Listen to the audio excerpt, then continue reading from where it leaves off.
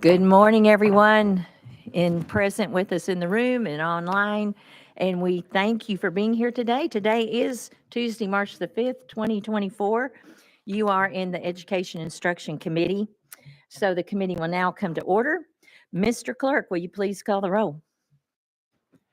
Representatives Bain, Sapicki, Chisholm, Cochran, Darby, Dixie, Glenn, Hakeem, Hicks of Washington, Johnson of Knox, Leatherwood, McCalman, Reagan, Todd, White, Vice Chairman Raper, Chair Lady Moody.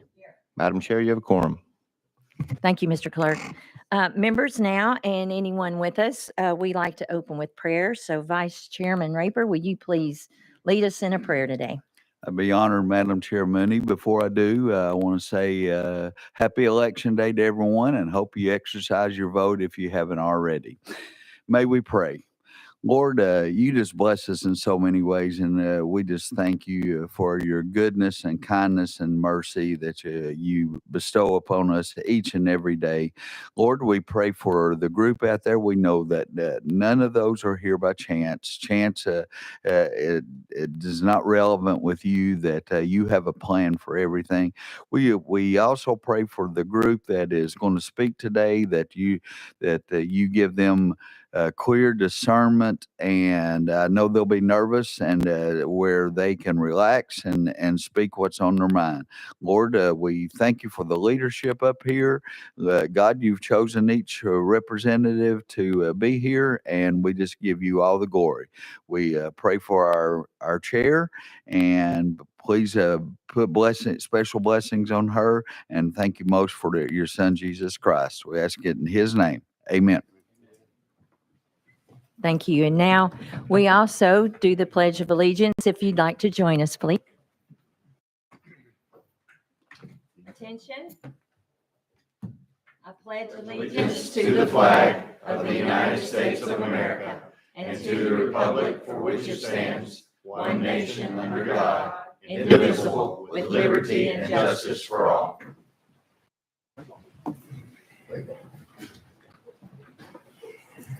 Thank you all very much. And for those of you that maybe haven't had the opportunity to hear part of our strategy here in this committee, Chairman White is here, and he's got the heavy load of a lot of the education bills. But while we have this room and this time, we want to use it.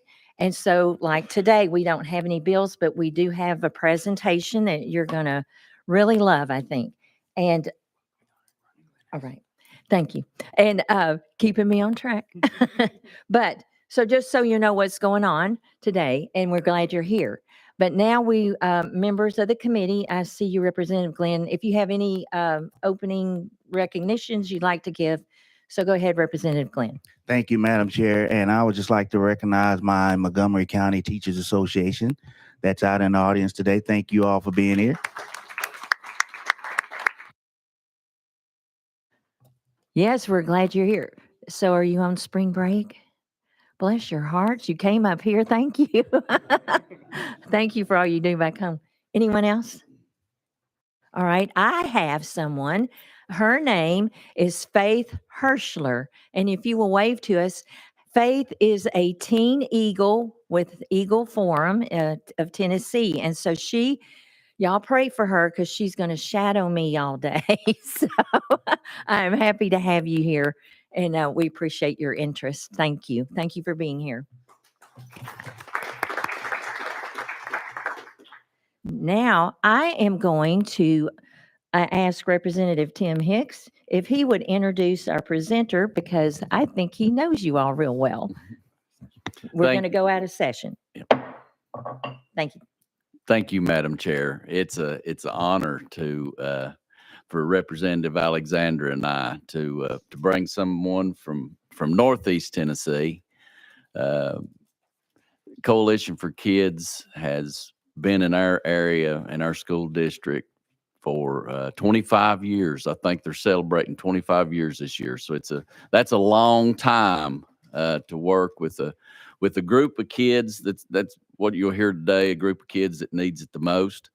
and they've always been there for these kids. Randy Hensley is a good friend.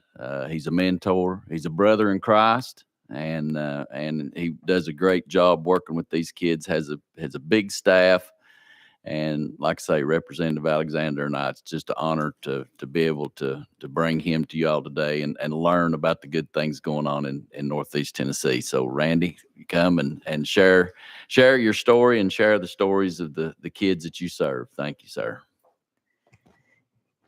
And Representative Alexander, we're happy to have you here too. It's an honor to be here. Thank you. I think she's got you all set up pretty well. We are looking forward to, you got the floor. That's dangerous in Northeast Tennessee anyway. So I will mind my manners here. Madam Chair Lady and committee, thank you for having us. I'm going to begin. My agenda is just going to be to show you a video that has not been seen by many. It's brand new for us. And I'll tell you, it's 6.5 minutes, and then I'm going to go from there. Is that okay? That sounds great. Thank you. Today, 70% of children can't read on grade scale in the United States. When the children of our country can't read on grade level, it's safe to say that we're facing a national crisis. When a child doesn't read on scale at the end of 3rd grade, they will earn $1 million less in their lifetime. They will be 25 times more likely to go to jail, 22 times more likely to be addicted to drugs or alcohol. But through positive youth development, we can make a difference in a child's reading performance and improve the trajectory of their life. Coalition for Kids, an after-school program based in East Tennessee, has been evaluated as one of the best positive youth development programs in the country. So I'd much rather be proactive and make the difference. And the difference is, if I can teach that child to read by the end of 3rd grade, we're winning. And here at the Coalition, 96% of our kids' 3rd grade reading scores read on scale. The Coalition for Kids serves 680 kids a day in East Tennessee, and with 90% of those children living in households well below the poverty level. And yet, they continue to outperform their peers academically. The Coalition achieves these standards by making it their mission to support children through 4 distinct pillars: academic success, healthy lifestyle, emotional health, and spiritual well-being. There's nothing I have encountered in 2 decades and dozens of clients like the impact that Coalition for Kids has. As a nationally recognized grant writer, Ginger Keller Ferguson notices the impact a caring adult can have when they step in to support a child's life. Coalition for Kids touches the things in a child's life that make the biggest difference. They show a child what it means to have a loving, trust-built relationship with an adult when too many of our kids don't. They serve a hot family-style dinner to kids who otherwise may not eat between school lunch and school breakfast. Coalition for Kids partners with school systems in their region to bring after-school support to positively impact the families in their community. Since 1998, the Coalition has served over 11,000 kids, spanning 20 different schools. Within these schools, they serve over 100,000 meals every year and make a difference with their academic success by helping 96% of kids read on grade level. Dr. Maureen Mulroy, a nationally recognized youth development researcher of over 20 years, evaluated the effectiveness of Coalition for Kids. Her results conclude that Coalition for Kids is a national model of success and could be considered one of the most effective after-school programs in the country. When you compare the Coalition kids to their classmates in terms of attendance, behavior, accomplishments, letter grades, or numeric grades, the Coalition kids are hitting it, and they're hitting it statistically higher than their classmates. The things that they do, the lengths that they go to, are truly unique even among the the nonprofit community as a whole, where everyone's working to do good, the folks at Coalition for Kids, they do the extraordinary good. And that's what it's all about.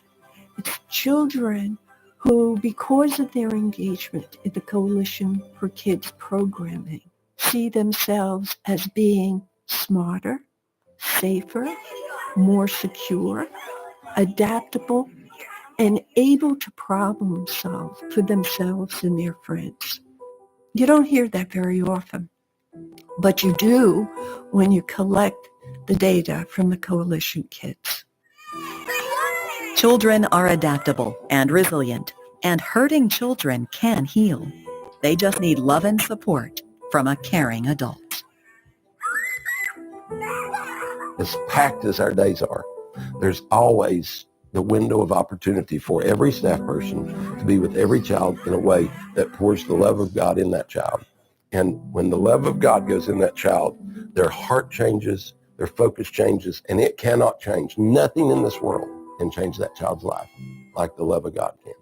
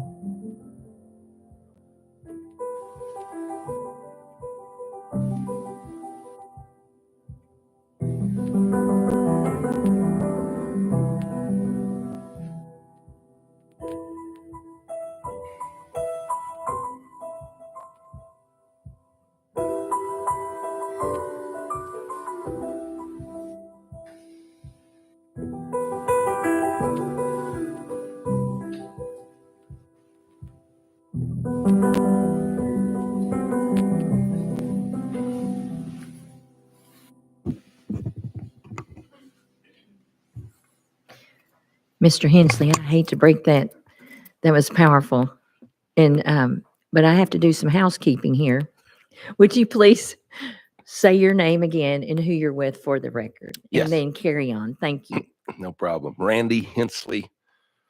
I'm the executive director of the Coalition for Kids, Johnson City, Tennessee. That's what we used to say, but now we say in Northeast Tennessee. I'll explain that in a minute, if that's okay. I'm going to give you some context, if I could, to how we got where we are. We began 25 years ago in East Johnson City in the idea of affecting some kids' lives that lived in the worst housing apartment complex in Johnson City. 6 or 7 people got together and said they'd just built a playground in the apartment complex, and they got together and said, that's not enough. We need to do more for these kids. The problem was they couldn't get to a boys club or a girls Inc. in the city because public transportation couldn't get them there. So they said we ought to start a community center. And they started this thing called the Coalition for Kids. We started with 25 kids. I had 5 staff. I took that opportunity, or I took that job to move in, and simply that. So let me say right off the bat, we didn't start that to get to here. We started that to affect those kids, and we did it based on some ideas of, I looked at some other nonprofits. I also just looked at how I was raised. Now, I was raised in Mountain City. I don't know if anybody here knows Mountain City, but that's as far as you can go, northeast, and without hitting Virginia, and we don't like to hit Virginia, North Carolina. So that's how we began. Now, I'm going to tell you that it took me 20 years to get into all 10 elementary schools and middle schools in Johnson City. So it was 2018 was the year that we finished being in all the schools. Now, for me, that was tough. Because you had to raise all the money, you had to raise money, add a school. We never went into a school by asking. So I'm in 19 schools. I've been invited into another half dozen, but I've never went and asked if we could come in. We've always been asked to go in where we've been. To tell you about how I got here, it started 2 years ago. Again, we were in all the Johnson City schools, and I got a phone call. This is 2022 in February, and it was the school superintendent for Washington County. He said, "Randy, would you consider bringing your program into Washington County?" And I said, "I would." "Which school are you looking at?" He said, "I'm looking at all of them." And I was like, "How many is that?" "It's double what you got." So it's 10 more schools. And I was like, "Okay, all right. How soon are you thinking over the next?" It took me 20 to get 10 schools. He said, "How quick can you do it?" I said, "All right, we'll work on that." With that said, 2 weeks, we hung up the phone and we're going to start looking at what's a strategy to make that happen. 2 weeks later, I got a phone call. It was from the Bristol City school system. They knew of us. We had worked with them some. They said, "We'd like to talk to you about expanding." I said, "Okay. What are you thinking? Which school are you wanting us to come to?" They said, "All of them." I was like, "Okay." So 20 years of trying to get into one more school at a time. And now I've got 15 being offered, and that's 1,000 more kids. Now at the time, this is February 22, I had around 250 kids a day working with about 40 staff. That would be the picture of what we had for a period of time. And now we're talking about over 100 more staff and 1,000 more kids to do what they're asking at that point. So we found ourselves looking and trying to determine how to move into that place. So in my idea of how to talk to you about what we do, let me back up a notch and go back to 2016. That tells why I got the phone call. So that's what I want to present, I guess, as much as anything. In 2016, you saw Dr. Maureen Mulroy. Dr. Mulroy retired in Johnson City. She'd served her career at the University of Cincinnati, was a professor emerita in research and evaluation. She was one of 7 that the Department of Education out of Washington chose to go across the nation to determine best practices for positive youth development programming. So in Johnson City, we found ourselves with this person who's got some really high qualifications. And she said, "I like what you do. How could I help?" Well, I don't know how many of y'all know a lot about nonprofit world, but the number one question I got asked when I started this for 20 years and still today, but at least I have an answer today, was, "How do you know you're making a difference? And how can you show me you're making a difference?" And, I can say all kinds of things about love and God and time, and they're all true. But without data, there's a lot of people who just step back away. So if you're a director of a nonprofit, you'll also know that anybody that says, "I will do an evaluation of your program," it makes a nonprofit director a little shaky because he's not sure what he's going to get, or she. And so we did an evaluation. It took about 6 months. It was more intense than we had imagined. And when we got done, Dr. Mulroy, who always has tea when she talks to me, we went and had tea. I know I look like a tea guy. Not surprising. But so we sit down for tea, and she says, "Randy, I just want to tell you that I believe I've worked my whole career, 30 years, only to retire and find that which could change the world anywhere it goes." Big statement. But I didn't really know how to carry that, because that is a big statement, and it's about an organization that's worked really hard at getting better at what we do. And at that time, we were simply in 7 of the 10 schools in Johnson City doing what we do. And she said, "No, you don't understand." She said, "I've evaluated programs across the nation." She said, "You're the highest rated nonprofit I've ever evaluated." I was like, wow, this is okay.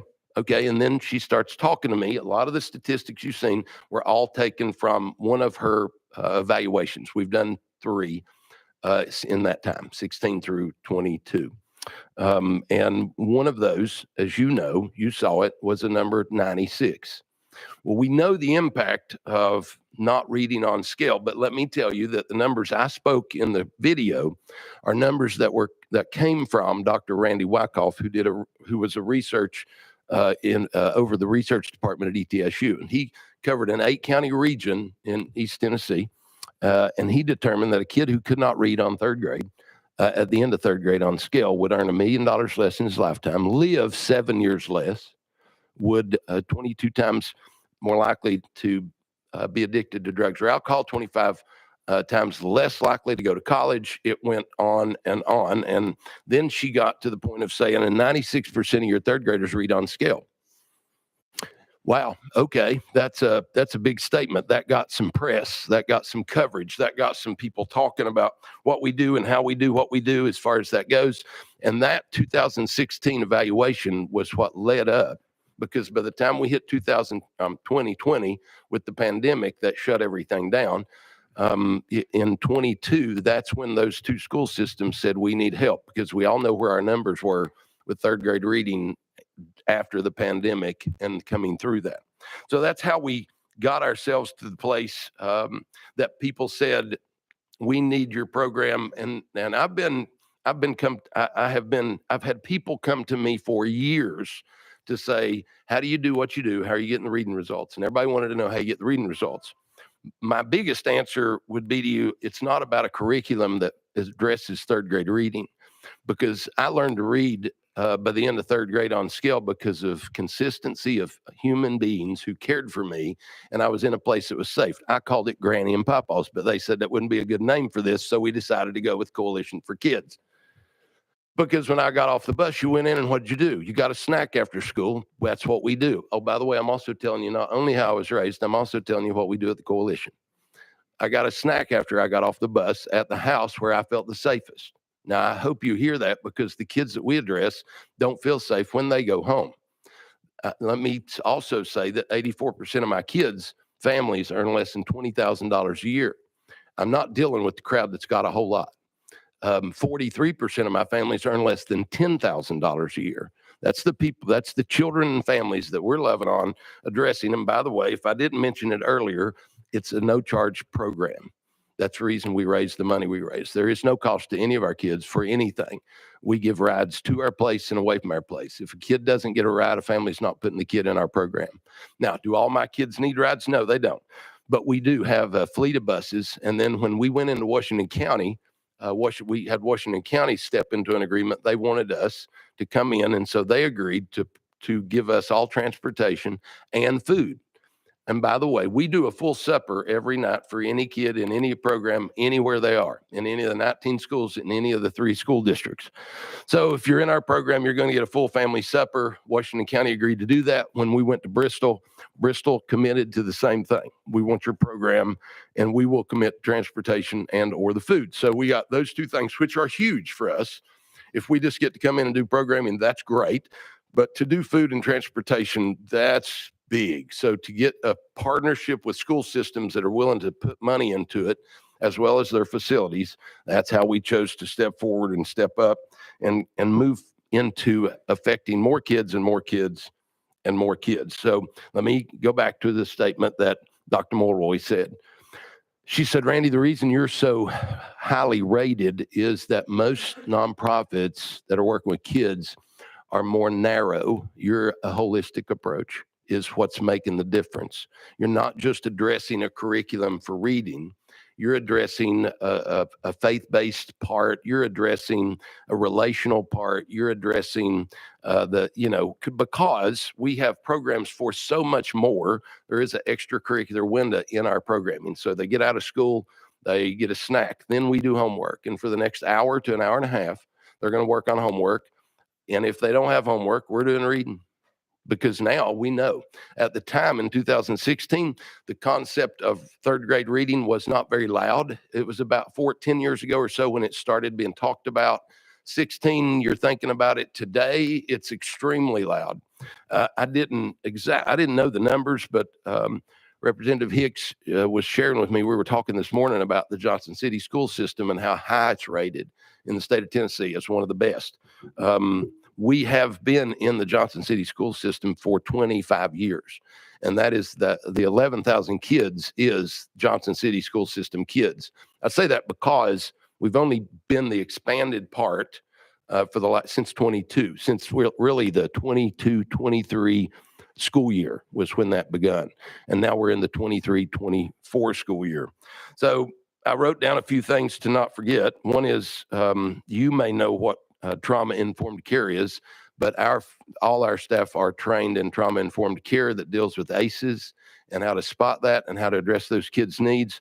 I wrote down a few of our extracurriculars. We have a robotics program. We've got a recording studio program. The robotics is quite cool. The recording studio is not to learn how to sing or produce a record. It's about startup businesses. You're teaching kids how to start up a business. So we just use these things. We had a flight simulator that's not about how to learn to fly a plane, although it is the exact unit that's used to teach how to fly a plane, but it's used to teach on geography and flights and the differences in that field according to what age the kid is. Coding, anger classes, mindfulness, Boy Scouts, Girl Scouts. I have nurses from ETSU that come 3 days a week, every week of the school year. We're also a full summer program. So you come in our program in the morning at 7:30. You get breakfast and programming and lunch and an afternoon snack with specific programming the whole time. The difference in what you're going to see with us and another program, we get this asked all the time, is we're not a community center, like I said. We are school after school. And when you sign up to be in our program, it's a required attendance. If you're not going to attend, we're not going to keep you on the roll. So it's at least 3 out of 5 days. I simply learned that because I'm a father of 6. And as much as I wish I could pick moments at which impact my kids, I don't get to. I have to have quantity time to get quality moments. And I know that with these kids, it is no different. We have to have them. The more we have them, the more impact we'll make in their lives. And so we kind of walk through that picture. I will simply say it and to end because I said I was going to take till 9:30 to do that. And I haven't. I do believe I'm pretty good at my time. I have Kelly Campbell is read her title. She is the Director of Accelerated Learning and Data Analysis in the Bristol City School System. Her quote, I want to say it that way, as best I'll recall, to us was, "We've dreamed of having an after-school program like yours." So for you to be in our, and we've been there for 1.5 years now. We started half of this year, the year before. That's as long as we've been in their school system.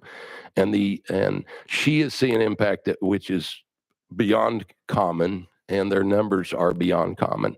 I'll share those maybe at some point, but I want to stop because my monotone can sometimes, my sense of humor can sometimes bother folks. So I don't want to keep you.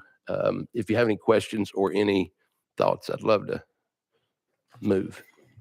Thank you so much. Thank you. And no, you just keep on. But we do have a few questions at the moment. So Representative Glenn. Thank you, Madam Chair Lady, and thank you, sir, for bringing this to our attention. I really enjoyed the video, and I thought it was very powerful. Thank you. I just got a couple of questions, I guess. You're similar to a Boys and Girls Club. Is that correct? And what differences do you have from a Boys and Girls Club? Yeah, I would say the similarity is in that we have a building and staff and kids, but that's where I would say it ends. The idea of a Boys and Girls Club, and I believe in their work totally. There is no weighting on that as far as that goes compared to us. But they are a community center. Boys and girls do come and leave when they want to. In our place, when you come in, kids will be in a line walking to their next class. They will sit in a classroom setting like in a school. When I walk in the boys club as a child, I get to pick which room I want to go play in. And if I want to do homework, I can because that room's always open. And it has folks who are there to help them with that homework. But if I don't want to do my homework, I don't have to.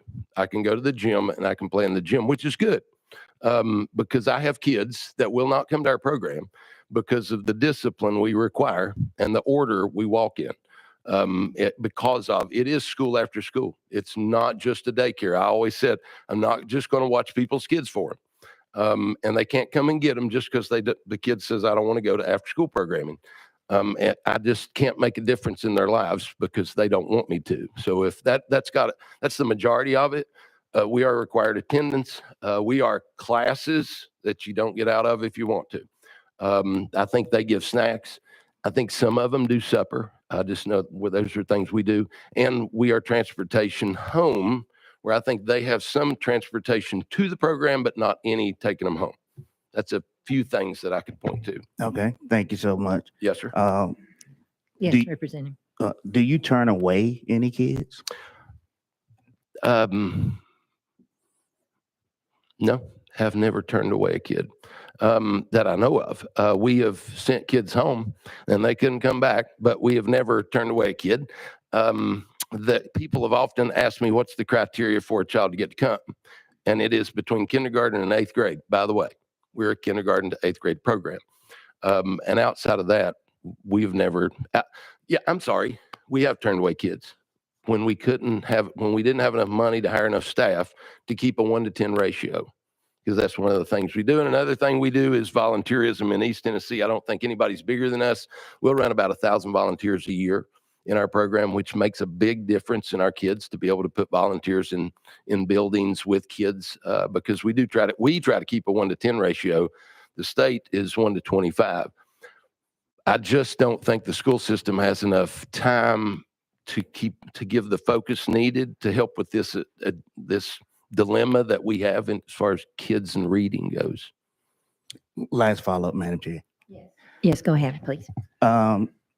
I like everything you're talking about. I think what you're doing is awesome. I think what your whole program, the whole idea of how you want to structure and go forward with this. I say all that to say this. When I think about the fact that you talk about 3rd grade reading and kids coming in, I think about this whole private school thing that we talk about. You're talking about kids who come in and they are on 3rd grade level reading and they're progressing. When we talk about this whole idea that we're going to give taxpayers money on the vouchers program, we really should be giving money to organizations like you all, who really and truly focus on moving kids forward and making sure they have the necessary skill set to be successful in life. So thank you for what you do. I wish there was a way we could give more money to organizations like you all, because I think you all are making differences in kids' lives that matter. So thank you so much. Thank you. All right, Representative Hakeem. Thank you, Madam Chair Lady. Mr. Hensley, Yes, sir. I got a problem with you. Okay. You're not the first. That, this is the first time we've heard about a program like yours. Excuse me.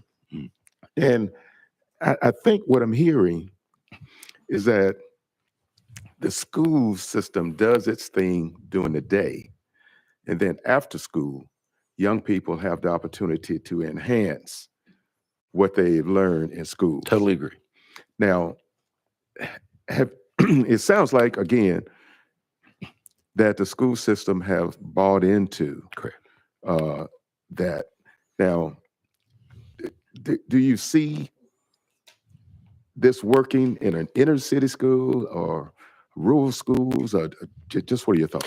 Well, in Northeast Tennessee, I'll tell you that Johnson City was where we started. Mhm. And for the last 2 years, maybe 2.5 years, in thinking that we were going to succeed if we went to another district, which we did, I brought together about 8 successful business leaders, community leaders, and I just called them a think tank to determine if we were going to grow, if we were going to scale this, what are the different ways we could? Because I believe at the time that a couple years down the road, which is now, that we were going to see our program have the opportunity that people were going to want us in more places. How could we do that? How do we make that happen? We brought in the PALS Institute for Excellence to look at what we're doing because of their capacity of impacting a program and making it, giving it the ability to scale. So we've done many things as far as the infrastructure. When it comes to rural and or inner city, the one place we're not tested would be inner city in a large city like Knoxville, like Nashville. That everywhere else, I would say we have not succeeded. But please, I have to say, the mission of the coalition, the heart of the people, all have to be guided in regards to why are we successful? Because we're not successful because the book works. We're successful because the mission is to see kids' lives changed. So when we hire staff, we want to make sure those staff have the heart for what we're doing. Now, I'll be honest with you, when you sit down with a 20-year-old and they're taking a part-time job for $12 an hour, I don't know how many of you can get heart out of that kid. But when you sit with them and talk to them about the difference in what reading on scale at the end of third grade makes and not reading on scale at the end of third grade makes, and they're sitting there and their eyes get real big and they look at you and go, and I go, you got to understand, I need your focus on a 15-hour week at $12 an hour. This could be the one place in your lifetime you change people's lives forever. And they will hear you go through that and be shocked when you say, do you know that 22 states in the nation determine the number of prison beds needed 10 years from today based on, and I'll get quiet and they'll just be sitting because they ain't thought much about anything I've said yet. And I'll say third grade reading scores. And then they'll go, their mouth will dry. I said, because they're 8 years old, they'll be 18, they're graduating, and we can tell so much from a child by the trajectory of the way they start, just like my golf swing. If it's not on track, it's in the woods down the fairway. So our kids are the same way. And that's what we choose to do is say to our staff, you have got to help us start these kids right. It changed the percentage, the possibilities are astronomical if we start in first grade, second grade, third grade. And of course we do go through 8th grade. Yes, Representative. Thank you, Madam Chair. Have you found, I'm going to call it, the partnership between the schools and the program? I guess I don't know if there's been friction that you had to work through between the two. And yeah, let's deal with that. We went into one school in Bristol school system before we went into them all, to determine because we had been around for 20 years at that time, and we didn't know what we had forgotten. So we wanted to go into a school system, an area that we had never been, so that we could determine what were we going to face that would be obstacles. You might be shocked to find out that obstacles will be in places you don't expect. We had obstacles from the leadership of the town. We had obstacles from other nonprofits, because everybody is territorial. I know y'all don't know that, but you'd be amazed at how territorial you can be, even over kids, just serving kids. So we did find that out. We did walk slowly. We did build partnerships and relationships. But honestly, our history of success, both school systems, that's 3 districts in our area. And all 3 would say let me just say, we don't have competition. There's not anybody else going into the schools. I mean, there are boys clubs, don't get me wrong. There's girls clubs. They're not in the school and they're not education focused. They're not driving home a focus of impacting that child's life in a holistic manner. So have we faced some obstacles? Not much. Not if you're helping kids. Pretty much I find anywhere we've been and anywhere we go, if you're trying to help their kids and you show credibility, consistency, they're going to be for you, not against you. So to address the other question to end that for myself and my own heart, rural, we're solid as a rock. Johnson City, urban, solid as a rock. Johnson City, Bristol, Washington County, I can take you to the poorest of poor, and we operate well there. We just haven't tested the waters beyond that. It would take us to go to another region before we would be able to test that. Just one last. Yes, Representative. I want to thank you for what you've shared with us, and I would like to get your contact information. I think it's transportable. I do. What you do. And would like to look into that. As you said, that probably will be some initial pushback from a few people, but the results that you've shared with us, I think are worth it. So thank you. Thank you. I look forward to talking with you again. Thank you very much. All right. Representative Hicks. Thank you, Madam Chair Lady. Mr. Hensley, can you speak a little bit on exactly how you all went about the story about when COVID hit and how that, affected the school systems in Johnson City. A lot of the school systems, I know they shut down and you guys had to determine what to do. Can you speak a little bit on that? Yes. And when I tell this story, I want you to know I'm speaking to it in a way that explains who we are as an organization. When 2020 hit in March and they shut the state down, I don't know, they shut the nation down, I guess. We literally said, what are we going to do? The first thing we said was, we're not going to let any staff person go. The second thing I did was the very next week, and this is in March, I made a phone call and I got a donation of $50,000. That was because I tried to figure out what can we do within these kids' lives where we're being pulled from. And so we immediately developed a food program where we could take food to all our families. So my staff worked in teams to buy, gather, organize, and we had food lines. We'd either deliver into a housing project or an area, or they would come in cars and they'd pick up food. We did that. We served over 7,000 meals in 6 weeks, and that was between April and May. At the end of May, the nonprofit said, what are we going to do? Y'all opening or closing? I said, we're opening. But it was the whole 6 foot distancing, social distancing, that type of thing. Everybody was a little nervous. We're not closing. We're going to keep going. And so we went into summer programming at a third. Our summer will hold 300 kids a day. We went to 100 because of social distancing. But we just had to follow the rules and not cause it break and make any waves. So all summer we operate. At the end of summer, this is the cool part, okay? At the end of summer, last day, we're literally in our office celebrating with my leadership because we didn't have anybody get hurt. We made it through, we kept all our staff, and a staff person comes in, tears crying. I said, what's going on? She said, well, a parent just stood on our front porch and she said, are you all opening? And she said, no, we're not, because we take a window break before school starts back, at which nobody knew what was going on with school. And she said, if you don't open, I have nowhere for my kid to go. I'll lose my job. I'll lose my home because I can't leave my kids at home at 7 years old and nobody there. She tells me that story. And in an instant, I said, are y'all good if we don't quit? Now, at this point, these are people who would normally get a break. They would go home. We would take our time to train, hire, and start back a month.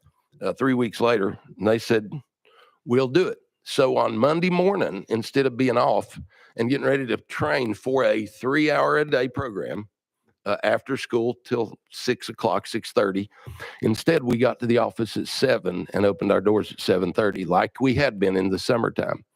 And we stayed there from 7:30 to 5:30 in the evening. And we took those kids and we kept them in our building and we put them in virtual school, which was what was going on. And they stayed in virtual school until October.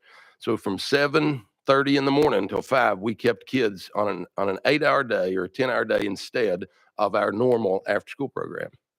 In October, the school system said, we're going to give you the option, in person or virtual. All right, now I have kids who will not go to school but are coming to my program at 7:30. And now I have kids in school who need an after-school program. So now I just went from, I'm supposed to be 3 hours. Now I'm going 7:30 to 6:30 in the evening. Now we're at an 11-hour program and my staff are dying and I'm cheering them on. And we do that through December. When January comes of 21, the school system goes back to a normal day, no virtual, all in person. And so we went 9 months pivoting every 3 months into a new form of programming. And I just say that's the character of who we are. And that's why we make the difference we make. It's just more than a curriculum that we're working with. Thank you. Yes, Representative. Thank you, Madam Chair. And to speak on, I just want to sort of put this out there. Johnson City school system was just named exemplary school system, one of 12 school systems in Tennessee that really got a very high award. I think their reading scores are somewhere around 55%. Third grade reading scores are. So I asked Steve Barnett, the superintendent of the Johnson City school systems, if he believed that the coalition had made a difference in those reading scores, and he text me, I would definitely say yes. They provide a structure, after school and summer program, which includes academic supports, meals, and a ride home for many of our students who may lack that structure. I can't imagine us receiving that award without their expert partnership with the coalition. And he put at the end, he runs a tight ship. So I thought that was pretty cool. You have So- 6 kids and not run one. So thank you for that. That just lets you know that, part of Johnson City school system, they understand how they got to where they are with their reading scores. So that's pretty cool stuff. It's good to it just shows what Lebanon kids can really accomplish. Representative Cochran I met with last week. He brought up a question that nobody else had asked and challenged me, I guess, a little to consider an answer better than the one I gave him. He was asking, you've been in some schools for a very short amount of time. Do you have any data? Everybody wants data. Do you have any data that can show the impact in that amount of time? And I said, okay, well, being in a school year, it takes 6 months before you can get access to data from the state of Tennessee Department of Education, because that's where we get our data, unless we're doing our own evaluation. So I went this week when I got back on Thursday, and I called this Kelly Campbell out of the Bristol school system over extended learning after school. And I said, do you have the data for the school system and or coalition kids? And that we can tell whether we made an impact within a year. Now, please understand, I'm not excited about this request because I know that I've only been in a kid's life for 1 school year, maybe 1.5, but I'm only going to get data on 1 school year, and I have no clue the attendance, how long I've had them. Haven't had time to do, so I'm already making excuses trying to figure out how I'm going to answer this when I go back. Except she said, Randy, that's interesting. She said, I just pulled that data yesterday for a different request. I was like, oh, well, that's what I call a God story, but we don't have to go there in the moment. And I said, could you put that together? She said, yeah, but let me do some more work on more details on our students that are just coalition on top of the schools. And she sent me a little PowerPoint of impact. I'm not a teacher, and the education level of understanding this has is pretty stout. But I'm going to read a couple things. The Fairmount we've been in for 1.5 years. As I mentioned to you, that's one of the schools. That's also the Anderson and Fairmount and Bristol are the 2 most poverty level schools they have. And this is statements of both those schools. Students in Coalition for Kids Inc. programming are already 1.35 percentile points ahead of last year's spring skills-based screener scores as of December, and we still have a full semester remaining. School students in Fairmount are already 3 percentile points ahead of last year's spring skills-based training scores as of December. Now, I have both scores on reading and math as far as the schools go, but not as far as coalition goes. But their schools are now better than they were pre-pandemic. So they're seeing, and so I said, can you tell me what that says in layman's terms? She said, we love you, and I hope you never go anywhere. I said, okay, I'll take that to him. So I just wanted to share that. Yes, Representative. Thank you very much, and I appreciate you looking at that data, and perhaps that probably was a God thing. Yeah, all that just worked together. And so I just had one quick follow up to that. And since you brought it up, one of the components of your program, it you talk about a spiritual. There's a spiritual component there. I think the support networks that you provide, that those are all beneficial. The extra education instruction time, that's beneficial. I also can't help but think that spiritual component must have a tremendous impact. From what I've seen, once a child realizes that they are made by a creator who has a purpose for their life, that tends to change the trajectory and change their purpose and their sense of purpose. Could you could you comment on that and maybe just your experience with that? I would love to get you to be a representative of the coalition sometime, because you said that better than I could. That was well said, and I agree with that. I will say this, because the question I get regularly is, how do you take your faith-based program into a school and operate? And my answer is, I hire faith-based people. I don't do faith-based programming in the school, because we're a partner and we will honor their partnership, and that's how we're called to, even by our Creator. When we're not in that program, when we're not in that partnership in that school, because I have a campus, then we have very clear teaching or opportunities for teaching, because these are first graders and second graders and third graders. The biggest thing we can do is mentor them and help them and pray with them or for them as we walk through that. But there is no question, as my video said at the end, I don't believe there is no greater possibility of change until we change a heart. I can change grades all day long, but that is not going to make a productive citizen. I've got to change that child in more ways. And the spiritual component, or a faith-based component, is a tremendous asset to have on our side, at which we do. Thank you. Thank you. I'm looking at my list.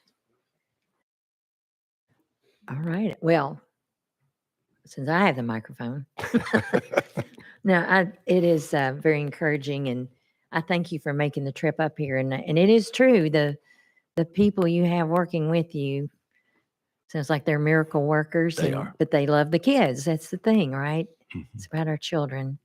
And I thank you for persevering through and telling your story, because anyone out there in the middle of that can take heart that it may seem like a long time, but in God's time, things will come to fruition. And so I think you've captured all our hearts and attention to a great program to give us hope for the rest of the state.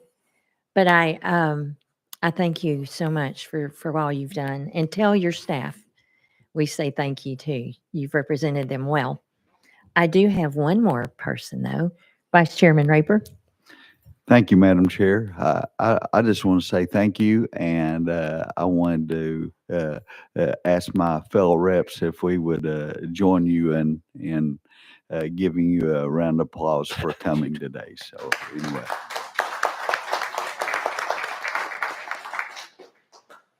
Thank you. I'm just saying, I don't know that, when we're out of session, maybe this committee could do a field trip. Oh, I'd And come love to see. have you. I would love to have you all, and we would invite you anytime. You make the call, we'll be there. Red carpet Yes, or Chairman rug. White. You made me think. Something red. You made me just think of something. Of course, we all love Northeast Tennessee, but you said you were going to explain the difference between Northeast Tennessee and Johnson. Did you do that?